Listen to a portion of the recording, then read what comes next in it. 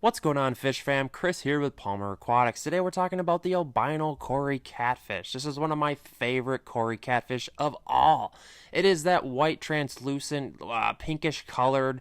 It grows 2 to 3 inches long and it has the red eyes. These things are just full of so much personality that it just blows me away. If you've never kept Corydorus Catfish, I highly advise you do so. These things, they like to be kept in school. So if you're going to buy one of them, don't do that. Buy like 5 of them. And that kind of moves us to the fact of what size aquarium do I need? If I need to buy a school of these things, what's I would say at least a 20-gallon aquarium at minimum.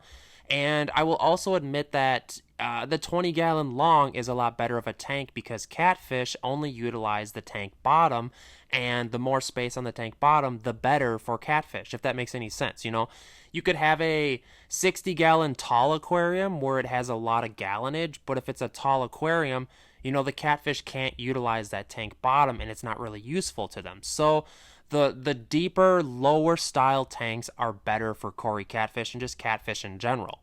Like I was saying, you need to keep these fish in schools and try to school up the species of Corydorus that you're keeping together. Like, for example, if you're going to buy an albino Cory catfish, you want to keep at least 5 or 6 albino Cory catfish. A lot of people think that, I can mix and match the albino or mix and match the species of Cory catfish, but really you want species specific schools of the Cory catfish. Sorry, that was hard to say.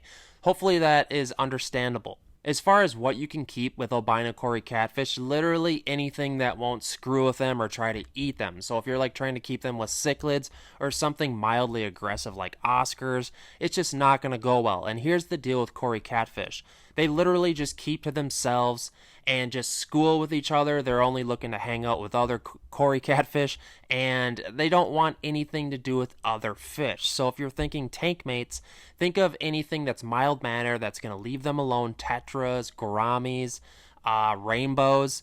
I've kept them with some geophagus cichlids, but sometimes, a lot of times cichlids are a little too aggressive and will screw with Cory catfish. Some people complain that they don't like the coloration of the albino Cory catfish because it's like this weird, milky, translucent white color and their red eyes kind of are scary. But I'm kind of on the other side of that. You can tell, here's some veil tail Cory catfish. These look really cool. If you can get your hands on these are the cat's meow, man. I really like them. This is what they usually look like without that long finnage and that veil tail. Guys, these fish are super, super cool. They show so much personality.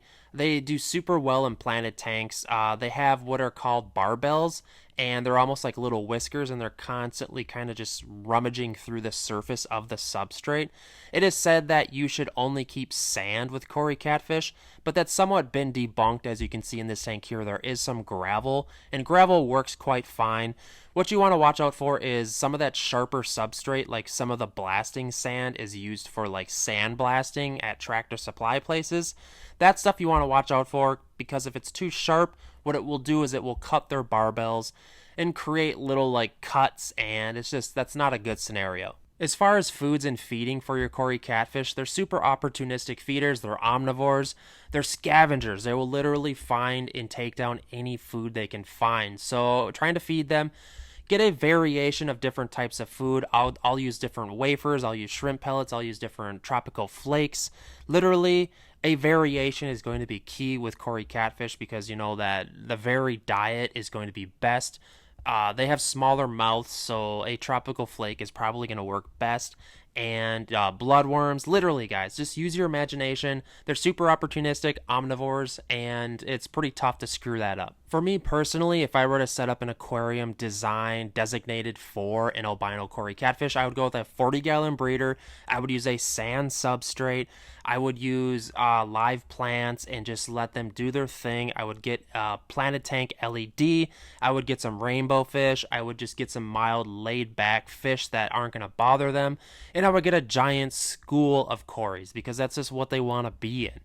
Guys, look at these things. They're absolutely beautiful. You can see them sifting through that black substrate. Looks like some blasting sand or maybe some, that could be a number of different planted tank substrates. Well, guys, that basically wraps up taking care of the albino Cory catfish. Please let me know in the comment section if you plan to keep these fish or you already bought some.